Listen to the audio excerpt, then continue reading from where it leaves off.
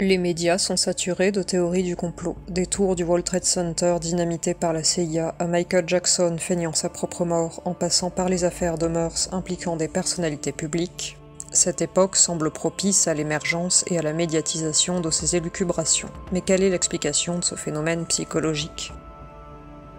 Les chercheurs se sont penchés sur la question et ont découvert un facteur sous-jacent à la propagation des théories du complot. Les études menées dans ce domaine révèlent que nous avons tendance à imaginer ou à croire à des complots lorsque nous faisons face à une perte de contrôle. De nombreuses caractéristiques sociales et culturelles de l'humanité dépendent en effet du sentiment de maîtrise que les individus ont sur leur environnement et leur destin.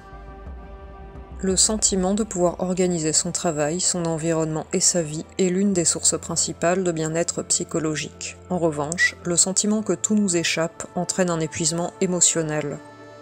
Ainsi, lorsque nous ressentons une diminution de notre influence sur notre avenir et celui de notre entourage, notre propension à croire au complot et à nous tourner vers les superstitions est amplifiée.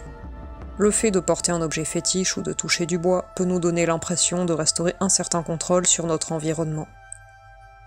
La paranoïa collective et le regain des superstitions seraient donc deux facettes d'un même phénomène, la perte de contrôle que nous ressentons dans notre vie quotidienne. La théorie du complot peut-elle avoir une utilité ?